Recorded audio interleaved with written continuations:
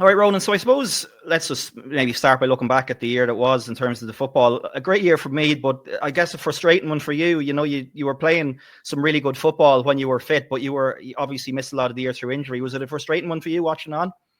Yeah, I think looking back, objectively, I'm a Meath fan. I will be a Meath fan long, after I finished playing. So I think it was a great year. I think there was a lot of progress made. Definitely a great energy about the group as well. And even with how things ended, lads are still chomping at the bit to get back. Personally, yeah, was probably a little bit gutted, just with the nature of the injuries and the timing of the injuries. But yeah, look, these things happen. At the end of the day, Meath got to an All-Ireland semi-final and got to play in a couple of big occasions in Croke Park, and I think that's what the vast majority of fans have been looking for the last 20 odd years. So taking myself out of it, I think it was a great year. And in terms of your own form, I mean, I think it was 2017 you made your debut.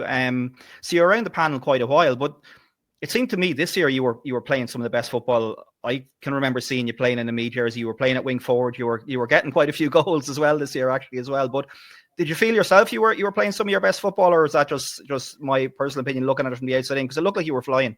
Yeah, no, I genuinely had felt good. Not to dwell on injuries, but I've probably been carrying something for the last maybe 5 or 6 years, whether it was a shoulder or an ankle or a groin. And I actually had my Gilmore's groin taken care of last October, last November. So Jerry McEntee did that surgery, and I got a prolonged period of rest and rehab. So I actually came into pre-season feeling pretty good, which probably helped things. Like, I wasn't rushing back, I wasn't chasing a game. It was just get right, and when you're right, you'll hopefully go on and play. So I think that did me a turn.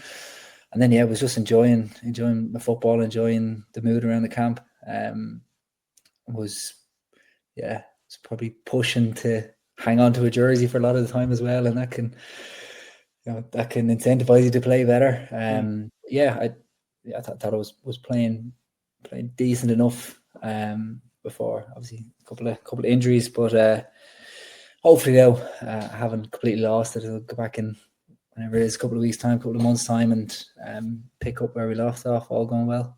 Yeah, and I know I was chatting to you briefly in Park Talton the other evening, and anyone that follows you on social media will see you're doing a lot of long distance sort of stamina work. And I think what you said to me that day was like, yeah, the stamina, long-term slow stuff is fine, but it's the kind of the sprinting and the pace work that would kind of cause you trouble. How's the injury at the moment? It was a hamstring, was it, or was it something else? Yeah, it was a hamstring.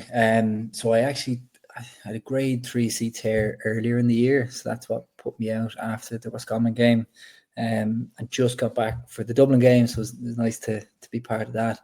And then it was the Tuesday before the Leinster final, where I was back, all the signs were good, and physios were happy enough, happy as physios will ever be. I was probably maybe cut the corners in terms of the time, and just trying to get back for that Leinster final. And effectively just went to sprint toward the end of the session, and hamstring popped. So it was 4C, complete tear, required surgery, which wasn't ideal.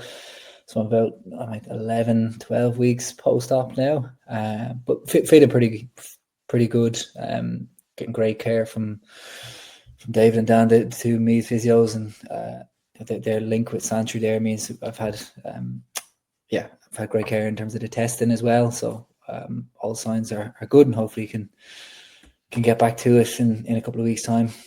And just in terms of that, because it felt like any time we were talking to Robbie about injuries, more often than not, it seemed to be a hamstring. I think James Conlon pulled up in training with a hamstring. I think Jack might have done the same, yourself. Is it a coincidence, or is it the heavier workload that you guys are having to put yourselves through now, do you think? It's hard to say. I think there was probably more hamstrings this year than there had been previously. I think with the demands of the new game, and with the demands of, I suppose, what we were expecting from ourselves, and in terms of trying to get ultimately we wanted to get to Division 1. We wanted to be competing with the best in the country. We probably needed to up the fitness a little bit, and just probably just a case of a couple of us maybe took it slightly too far and pushed slightly too hard, and unfortunately broke. But these things happen in sport. I don't. Hard to put your finger on exactly why there were so many hamstrings. I think perhaps the demands of the new game, just a lot more high intensity running, a lot more high speed running. I don't think it was isolated to just our group as well. Like, there's a lot of hamstrings across a lot of intercounty teams, and even in club level now you're seeing lads unfortunately pull it. So it could be just adjusting to that. And I suppose the other thing I wanted to ask you, because I was looking back through it earlier on, you've had quite a few injuries over the years: broken leg, broken arm, broken finger, shoulder surgery, PCL, the hamstrings this year. Are you a good kind of patient? Are you well able to kind of deal with it mentally at this stage? Because it can be quite a draining experience, I guess, when you're playing at such a high level and you're mad to be out there and you're picking up little knocks and not so little knocks in some cases. How do you kind of deal with that mentally and handle all that? Yeah, when you read it back to me there, it makes me sound like I'm made of glass. Look, they're never easy. I think genuinely trying to have perspective, and I'm very lucky, and I have a very supportive partner, very supportive family, and a smashing little 18-month-old at home that doesn't care if your hamstring is sore or your finger's broken. So it's great. It's very important, I think, to have that as well. Like, a job that I love and a few bits going outside of it. So perhaps in years gone by, like when I maybe didn't have all that around me, and football was the only thing that I was concentrating on, let's say, if you were to get injured, when I got injured, it was probably harder to deal with then. So I think having everything else around me means it's just one part of life that isn't isn't going as hoped, but a lot of things are going my way, and I'm grateful to have a lot of other things going on. So I think just maintaining that perspective has certainly helped. And can I just ask then about the year that was, again, in terms of the new management team? You'd know Robbie well from Dunboyne, obviously. You've been in under a few managers. I guess it would have been Andy that would have brought you in initially, and then obviously Colin was there for a couple of years. What was it about this year do you think that kind of brought that success? I suppose getting to an All-Ireland semi-final, okay, the Leinster final will be disappointment, but there was a massive uptick in the form and in the consistency of the performances, which is probably the one thing that's eluded me in recent years. What do you think was it that changed this year under that management setup? Yeah, like obviously a lot of credit does have to go to Robbie and Suppy and Fez, Conor Gillespie, and all the work they've done, and the backroom team they established. I think there's probably also, it was maybe a coming of age of a few of the younger groups that, like, all of a sudden, like Owen Frayne's age, Frayner, Kieran Cawley, Conor Gray, Conor Duke obviously coming in for his first year this year. Then you had maybe Matt and Geordie, who are a couple of years in the panel. I think things were just starting to click for the group, and then having the strong management team and the balance there in terms of like the tactical nous, but also then the ability to put an arm around the shoulder and see who needs what type of treatment. I think it's probably a combination of everything maybe clicking.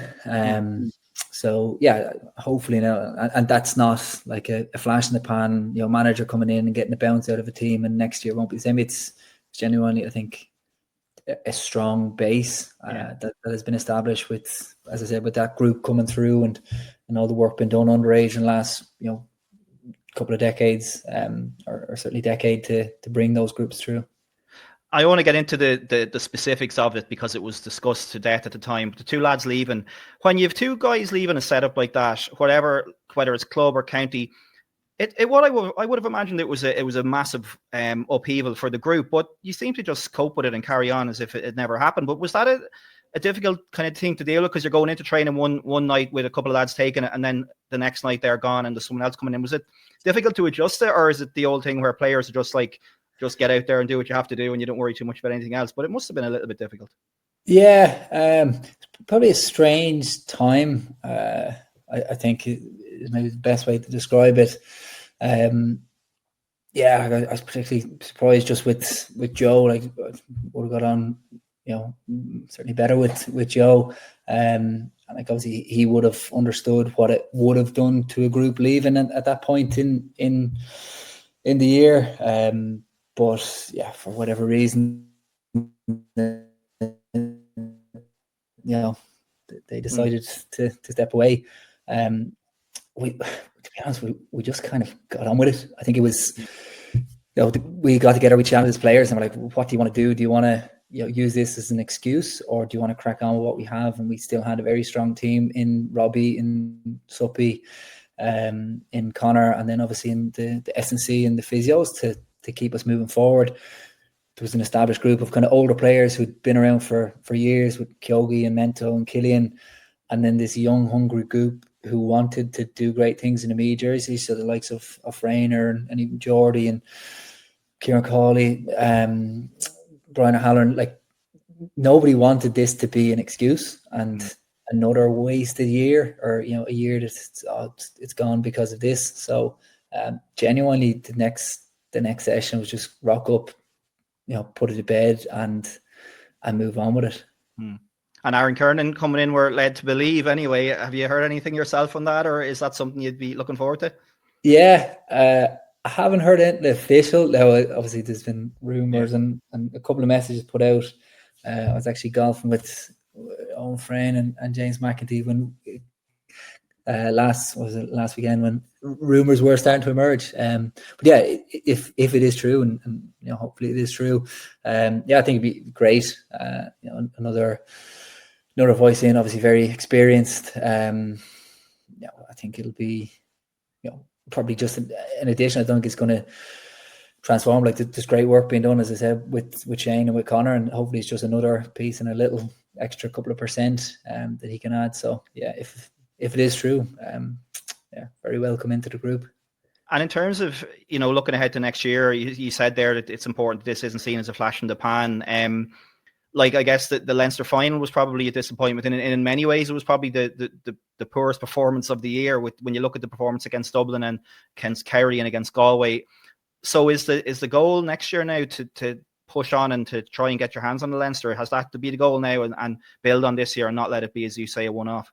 Yeah, I think to be honest, the worst performance this year was probably up in Inniskeen, the end of the league. I actually think looking back into the Leinster final, I haven't watched it, it was poor in parts. I think it was maybe just a little bit naive in parts, and tactically maybe a little bit it didn't get it right. But in fitness bursts, we're decent. Yeah, I think, like, starting with the league, pushing for promotion, I think, is probably the first goal. After that, like, having got to a Leinster final and been within touch and distance of it, there's definitely going to be a desire to go one further. And then having been in an All-Ireland semi-final this year and seeing what it feels like to play in front of 80,000 people, I'm sure the entire group is going to be dying to get there, going to work hard to get there. So I think it'll probably be just get back in, focus on the league, focus on the performances. Like, it's going to be incredibly competitive, as it is always. I think Division 2 was always one of the most competitive, if not the most competitive divisions. Like, Division 1, there's probably a lot of shadow boxing for a while. Division 2, if you don't win your first couple of games, you're in real bother. So it'll be exciting to get back to, for sure. Did how the team did do this year surprise you? Because it surprised a lot of people outside the county, and I guess maybe that the Kerry game was where maybe people started to really believe that this team could do something special. Did you? Were you a little bit surprised by how well the team had gone, because you were obviously watching on for a lot of it? Not really. Not in like the the overnight after the Kerry game. Oh Jesus, there's something special happening here. I think it was more just seeing the levels lads were getting to, like the fitness in pre-season and what lads were doing, and like Kieran Caulfield and Sean Coffey, and even lads who were coming in to the panel and maybe didn't make the 32, who were just like pushing and maybe beyond what had been done in years gone by. That it was kind of just a gradual excitement and a building, and then I think winning a couple of games and getting belief. There was ups and downs. Like, Monaghan in the league was a down. Beating Roscommon, who had been a Division 1 team for years, was certainly high. And it's okay. Look, if we can just get a little bit more consistent, we know the performances can be there. That there's no reason why we can't be competing with the best. And I think Robbie has done a great job in instilling that, and highlighting the positives when things are going right, and how we can genuinely compete with the best teams in the country. And I think it's just an exciting time to be a player. I think it's an exciting time to be a fan. I think it's an exciting time to be from Meath. So you mentioned pre-season there. Somebody said to me that when Robbie Brennan came in, one of the first things he identified was that the fitness levels weren't maybe where they should have been, and that was an easy win for him, and something not an easy win for you guys, obviously doing the running. But was pre-season just gone? Was that one of the tougher ones you've had to do? Because the stamina levels and the fitness levels were there. I guess if we go back to the Super 8s a few years ago, Meath were in the games until about the last 15 minutes, and then they tended to fade away. So was there a lot of work done in pre-season on fitness, and was it a lot more demanding than what you'd seen in recent seasons or in seasons gone by? Yeah, not to do anyone a disservice in years gone by, and the work being done, it was probably just slightly different. I think there was probably more of a focus on the load and volume, probably less gym work, being honest, which, at 92, 93 kilos, that would be my strong suit. I'd be happy enough in the gym, but it was probably less of that and less of lifting heavy and more functional work, volume, more bike sessions, which, off-feet condition pretty much throughout. And then it wasn't even just, here's your block of pre-season and the work is done and now we'll just maintain. It was genuinely throughout the year. The two lads in the S&C side were just building and ramping, consistently through the year, which was great, because it meant, you were never worried, like, had the work been done, because you were just constantly working, and then hopefully feeling fresh on game day, and generally feeling fresh on game day, to be fair with the lads, the way they structured the programming. So it was, pre-season was tough, but so was in season as well. And I guess you mentioned the Roscommon game earlier on, and that was maybe the first game this year where people thought, these guys are actually motoring, because Roscommon had come into that game, I think, with a 100% record. As you said, they were in Division 1 last season, weren't they? So they had come down. So they were coming into that game. I remember doing the build up to it myself, and we were sort of saying this is going to be a different test of what Meath have faced so far. But you really kind of blew them away that day. Was that the first kind of time you thought to yourself, in a kind of a game situation where we're really at something here, we're really motoring well, because they were considered to be a serious enough proposition that day? Yeah, I think so. I think, like, the Cork game, we came away thinking we probably could have won it. Just left ourselves too big a task. Things started coming into it toward the end, and then throughout the league, every game we were kind of setting ourselves up, just, we want to be in a position that we're in control of what we do, and we believe we can win. And it definitely clicked against Roscommon. Was there an instant moment after where, like, we can go and do this? Probably not. It was like, look, we did the same thing against Cork and we didn't come through. Did the same thing against Down and we did come through. Did the same thing against Roscommon, and it was just kind of building that process and finding what worked and what worked for us as a group. And you go at the next day, and the next day it was Monaghan, or maybe it was Cavan and then Monaghan, and it was the same process going into that game, but completely different outcome. So I think it'll be just moving forward, just to be more consistent with it, but keep doing the basics, keep working hard, analysing our strengths, analysing where we think we can get an upper hand on a team, and weaknesses from the previous games that we might need to shore up. So once again, I don't know if there was this moment where we knew, right, this is, we're on it this year and this is going to be a great year. I think it was just, look, good performance. We did what we said we wanted to do. Now let's hopefully try and keep doing it. I have to fast forward a wee bit to the Dublin game, which was your last appearance of the season, wasn't it? But you came off the bench, I think, with 15 minutes to go in that game, and made a really big impression. I remember you made one great catch down under the stand in front of us near the end, and we're really influential in getting the team over the line, because Dublin were starting to come back into it. I'm not sure what was in it when you came on, maybe 5 or 6 or something like that, but what were you thinking, and what was said to you when you were coming on towards the end of that game? Because it was obviously within your grasp, but we've seen Dublin hit teams late on so often, and probably a lot of people felt they would that day. What was Robbie saying to you when you were coming on that day? Yeah, I'd say he was probably feeling me staring at him for about 10 minutes before that, dying to get on. Well, yeah, I can't remember exactly. I think it was just in my head. It's just, look, get on. Like the lads had done all the hard work in terms of, like, incredible first half, great start, built all the momentum. And so it was just try and come on, get on the ball, slow things down.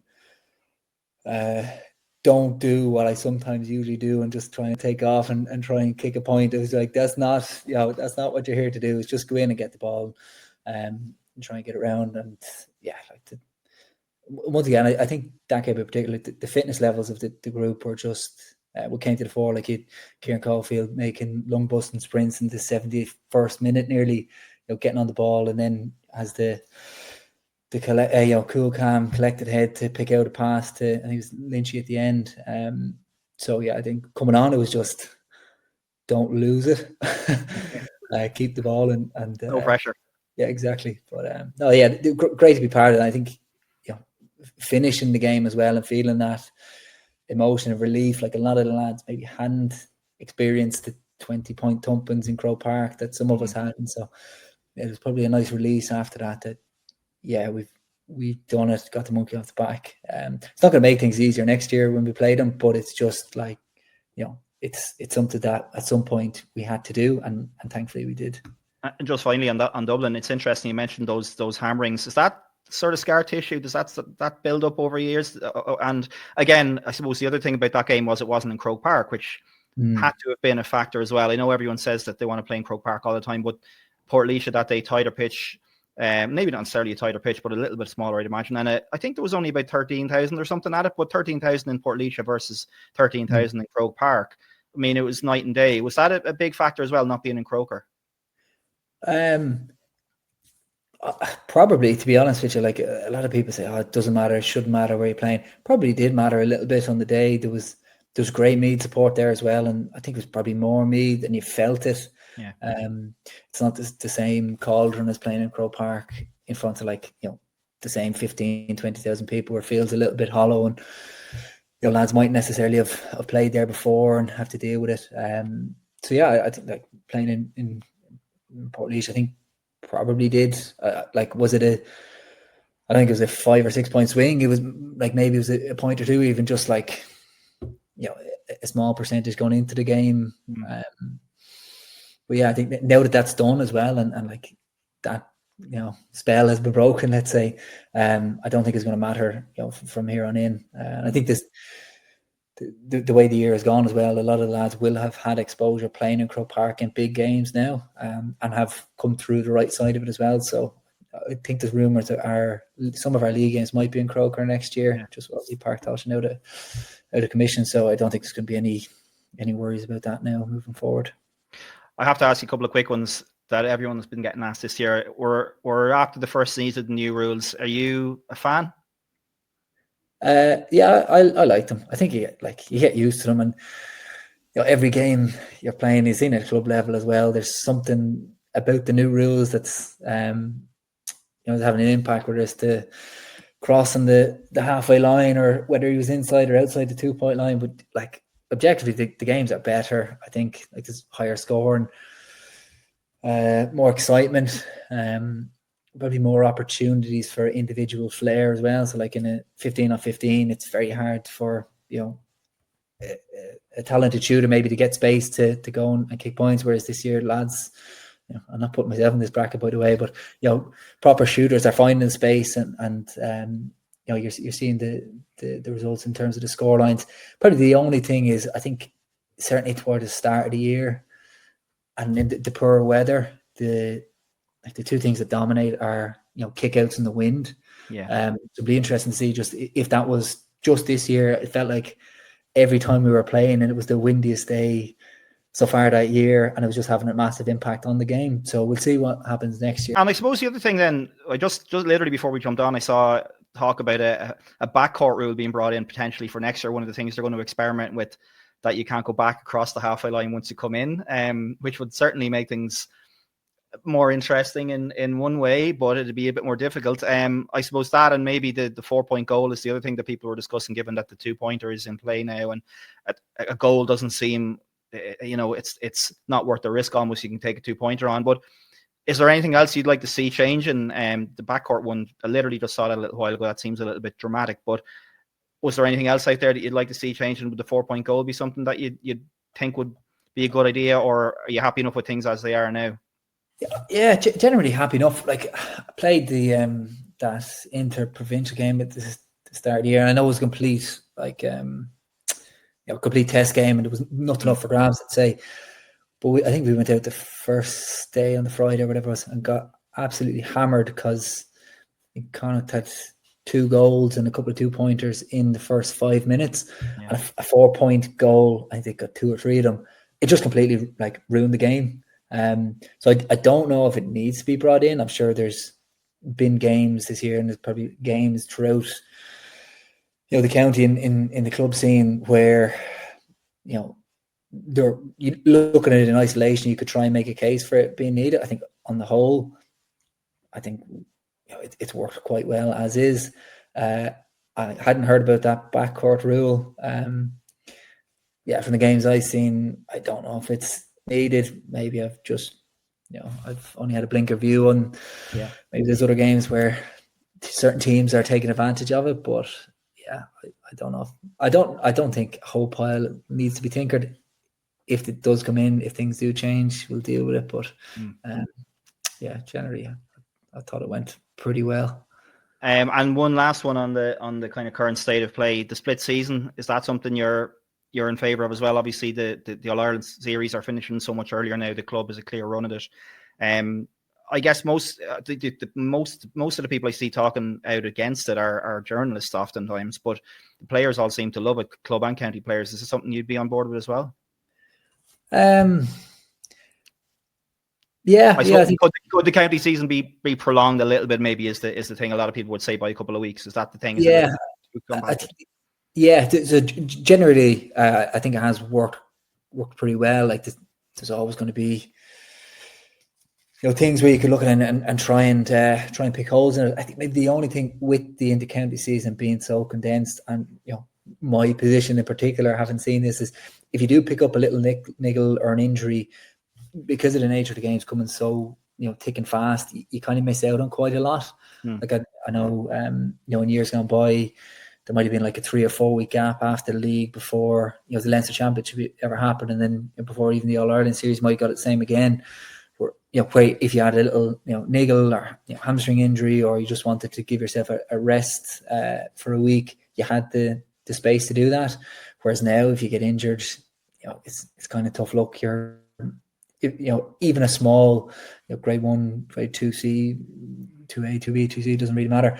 That's 6 to 8 weeks. That could be 5-6 games. So that's maybe the only downside of it. But in terms of generally having the separation here, from my own limited perspective, I thought it had worked pretty well. So we park the football for a second. Let's talk a little bit about your own little personal venture, and Conor Myler, of course. You shouldn't forget him. But a lot of people will know you work for Whoop, and it's funny. It's something I've only noticed in the last 3-4 years, maybe. I used to assume lads had their wrist taped up for a bit of support, but then you start to see the little bump underneath, and it's the little Whoop watch. Other fitness partners are available, of course, but you started up your own little kind of sideline now, and I was chatting to somebody about this earlier on. You can tell us a bit more, but I mentioned the product in question, and the first name that came to mind for a lot of people was Robbie Fowler. People of a certain vintage will know what I'm talking about, but you might explain a little bit more about what you've got going on there. Yeah, 100%. And I'll caveat this with Whoop is still very much the day job. This is genuinely so myself and Conor, who kind of become a friend over the last couple of years. He'd be something I'd kind of chat to about random performance-related topics, and in short, the two of us had kind of banged our heads together about a year ago, and I had been using nasal strips to sleep. If you saw my bedtime routine now, you'd think I'm tapped, and thankfully I have a very patient partner who puts up with me, but supplements and blue light glasses and a snake plant beside the bed and a sensor that monitors their CO2 and O2 levels in the room and the whole shebang. But anyway, I slept with nasal strips because I struggled to breathe. I broke my nose a few times. And I just genuinely thought I could make them better. And so I rang Connor, and I knew he was very into his breath work. And I asked him, did he use them? Does he use them? It kind of started becoming a little bit more popular in exercise as well. And so then we went down just a rabbit hole of like, what does it actually do? Why do you feel better when you breathe out of your nose? And then read a couple of books. So that's a great book. The Oxygen Advantage by a guy called Patrick McKeown. And there's a great book called Breath by James Nestor. And so just started reading about the topic of breathing, breath work, breathing through your nose, the benefits you can get from it. And long story short, two of us decided, look, we're clearly interested in this. What can we do here? Will we explore? So we started, we just said, okay, well, can we make this product that I'm already using a little bit better? So spent about 9 months trying to do that, which is just because, it wasn't a full-time thing. It was an hour or two here or there, spare a couple of moments when, Sive goes to bed and Sam, little man, is asleep. I'll jump on the laptop and spend a little bit of time doing it. And so, it's just been a passion project. It's been an outlet. It's been fun to build. It's fun to see a slightly different side. I wouldn't even call it a business. I think it's still very much just like a hobby. And then through that, I think just got connected with a few great people who are just looking for the same. Whether it's a 1%, they're just looking for a little bit more information on certain topics. So it's, if we can share something with them, whether it's a tool that they use, if they want to use the strips, great. If it's not, if it's just a practice or a protocol that we've, researched and seen benefit in, and, go and use this and see how it benefits you, great. So it's been quite well from a product perspective. We've had, Olympians wearing it in European Championship races. We've people wearing it on the Lions Tour. We have, I just saw a photo this morning of, a rider for EF Pro Cycling wearing our strips during the Vuelta. So happy enough with the product we've built, but genuinely it's as I said, it's not like it's not something we're chasing. It's just, look, I wanted to build something that I would use and could be beneficial to me, and between myself and Connor have kind of done that. Where it goes next, to be honest with you, there's no long-term plan. This is not an end game. This is just, we're going to keep exploring, keep having fun with it. I'm very impressed you haven't actually named the brand yet, but you can go ahead and let everybody know what it is. So it's called Veyo, so Veyo. This is the name of the brand. So, and I suppose for people, I know it's probably sounds like a stupid question, but how would you define breath work and what's involved in it? Because it's clearly a kind of a massive area. And I guess I was thinking about it earlier when we were looking at it, and those nasal strips have been around for, I presume they've been around for 25 plus years at this point, right? Because I go back again, everybody associates with the late 90s in the Premier League and Robbie Fowler, probably a little bit before what you might remember when you were growing up. But they've obviously been around a long time. But it's just, as from your point of view, is making them better. You were wearing them, as you say, so you're just trying to improve them. But what would you kind of define as breath work, and how would you explain it to people? Yeah, 100%. So it doesn't have to be, this very highfalutin, mystical thing that, a regular individual couldn't get without spending hours, researching or doing. Genuinely, like the way in which I look at it, and I'm by no means an expert, but it's just, for me, becoming slightly more conscious of your breathing, your breath. Whether it's in the middle of a game, just, taking, 2 deep inhales and then slowly releasing through your mouth, or even just knowing that, your inhale, effectively taps into your sympathetic, your fight or flight system, and your exhale will down regulate, and just knowing that you can actually, have control over the gas pedal and the brake pedal, and can down regulate by just slowing down your exhale. Like something as simple as that can be beneficial for people if you just never understood or never thought about it. So for me, it's not, an hour of the day where I'm locking myself in a dark room and spending time. It's genuinely just being slightly more conscious of my breathing throughout the day, or whether it's, sitting at the laptop, whether it's, before I go to sleep and just down regulating, or, trying to incorporate a little bit more zone 2 low intensity work where I'm just breathing through my nose a little bit more and kind of getting the benefit from doing so. So yeah, it's not, and it can be, transformative for some people, and there's, certainly you can go quite deep on the breathwork space.